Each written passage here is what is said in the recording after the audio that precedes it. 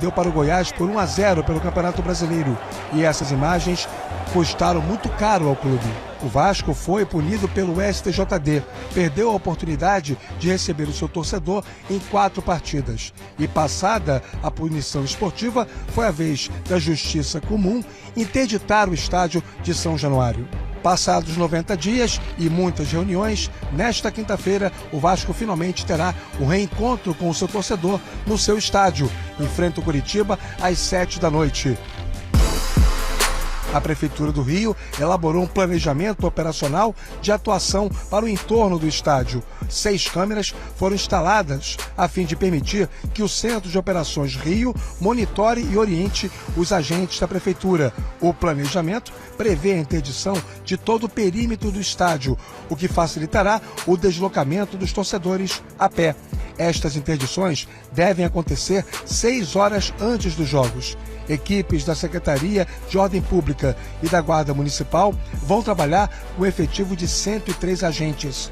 Ao todo, 235 pontos de iluminação já tiveram a potência ampliada e 48 novos pontos foram implantados, além de novas catracas de acesso ao estádio com reconhecimento facial. Tudo para dar mais segurança ao torcedor, que para esse jogo já fez a sua parte. Foram menos de 4 horas e todos os cerca de 20 mil ingressos disponíveis para o jogo desta quinta entre Vasco e Coritiba, aqui em São Januário, foram esgotados. Demonstração clara da saudade do torcedor de poder ver o seu time de perto. O estádio será um importante aliado na luta contra o rebaixamento. Contando com esse jogo contra o Coritiba, o Vasco vai disputar 21 pontos como mandante, indispensáveis para se manter na primeira divisão. Para esta partida contra o Coritiba, o técnico Ramon Dias conta com a volta do chileno Medel, que deve recuperar a condição de titular na zaga ao lado de Léo. É um dos muitos jogos de 6 pontos que o Vasco vai fazer até o final do Campeonato Brasileiro. É preciso que o fator campo faça a diferença, a começar nesse jogo de quinta-feira. Tá aí, então, o Vasco com essa alegria e essa volta do seu torcedor, voltando também para o seu estádio. É mais uma força nesse Vasco que está buscando essa retomada e essa luta contra o rebaixamento, né, Djalma? Ah, sem dúvida alguma. São Januário foi fundamental para o acesso do Vasco à primeira divisão. Se bem que esse ano, na primeira, não vem sendo muito isso, mas sem dúvida alguma o torcedor vascaíno é fundamental jogar dentro de São Januário. E numa situação já diferente, né? O Vasco hoje apresenta melhoras, é um time diferente, é um time que vem jogando bem. A diferença é que nós vamos ver um Vasco agora jogando de uma maneira diferente, tomando a iniciativa de jogo que ele vem jogando mais, se defendendo e jogando muito bem no contra-ataque, né? Que hoje é o famoso reativo, né? O time reativo. Mas eu acho que estou até com essa expectativa de ver o Vasco propondo o jogo, porque com certeza o Coritiba não vai se expor e vai esperar o Vasco para utilizar da arma que o Vasco ultimamente vem utilizando, que é o contra-ataque e ser reativo. Pois é, a torcida está muito empolgada, né, Léo? E com o Ramon também. O Ramon também está levando... É engraçado, porque a gente pensa, será que vai chegar um estrangeiro com alma? E ele parece que trouxe essa alma de volta para o Vasco. E é legal você ver nos discursos dele pro elenco, né? Sim. A coisa de resgatar a grandeza que o Vasco tem e sempre teve, né? De fazer todo mundo ali entender o tamanho da massa que eles estão representando. E isso é muito legal. E você vê que os jogadores em campo estão buscando isso também. Bom, São Januário foi submetido nas últimas semanas a uma perseguição inexplicável, injustificável, uma coisa, sabe, recheada de preconceito, né? São Januário é um dos palcos mais importantes do futebol brasileiro, sul-americano, sabe? Casa de grandes jogos, casa da seleção brasileira, casa de finais, de espetáculos. E assim, pro adversário, cara, é difícil jogar lá, né? E com a torcida do Vasco lá pressionando, motivada, empenhada como tá. É um aliado, né? E é um aliado que você não pode tirar do Vasco da Gama, de maneira nenhuma. Uma coisa é você penalizar, ou a penalização esportiva pela invasão, pelo ato violento, isso é outra parada, isso foi justo. Mas acabou. Falar que o Vasco não tem o direito de jogar na sua casa por causa de onde ela está situada era uma coisa vergonhosa e que bom que isso passou. E vamos ver, o Vasco da parte de baixo é o time claramente que mais melhorou em termos de desempenho. né? E tem muito a ver, sim, com o trabalho do seu técnico, também contratação, né? Poxa, o Verratti chegou e era o goleador que o time precisava, e como foi rápido o encaixe, né? Como ele se adaptou bem ao time e aos companheiros.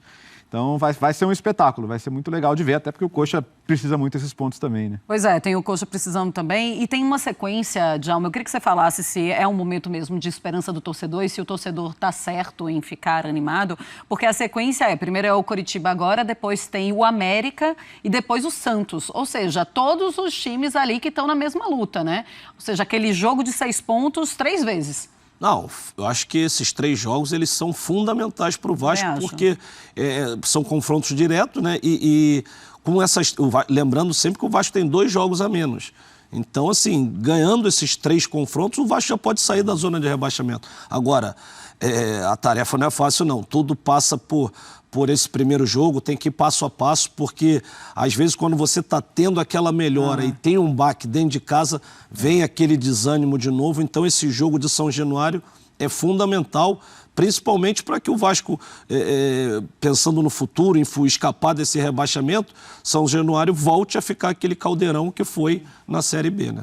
Tava do lado de fora, imagina agora do lado de dentro. Ô, Djalma, você pensa como o Léo também, assim, da parte de baixo da tabela, olhando para esses times que estão na luta contra o rebaixamento, ou que estão perto ali da zona de rebaixamento também, o Vasco é o time que mais melhorou ou que dá mais esperança ao seu torcedor? Não, sem dúvida alguma, porque assim, o Vasco, a gente desde o início do ano vinha falando, o Vasco precisa de contratação, precisa, e eles não fizeram, deixaram o Campeonato Carioca, não fizeram.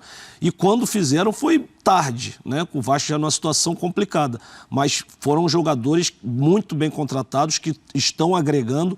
O Vasco tinha uma juventude muito boa ali, que eu tinha até medo dessa juventude se perder nesse momento ruim, mas eu acho que com esses jogadores de mais qualidade, a chegada do Ramon Dias é muito legal, quando você vê um treinador abraçando o clube, sabendo da história, você vê que ele está ali entregue de verdade em salvar, né, um time tão grande como o Vasco do rebaixamento, e um cara que tem história no futebol, um cara de conquistas, ele está ali, realmente, você vê um bom horizonte, um bom ambiente no Vasco. E isso tudo passa, obviamente, principalmente pelos jogadores que chegaram e mudaram essa cara desse time. Ô, Léo, essa sequência é aquela sequência que o torcedor olha e fala assim, se formos bem nesses 3 próximos jogos, aí embala de vez? Esses jogos fazem muita diferença lá na frente, né? Porque você não só tira os pontos do rival, mas você muitas vezes moralmente dá um baque no rival, porque perder esses jogos te derruba muito, né? Porque não é só a questão matemática, né? A questão moral também na tabela.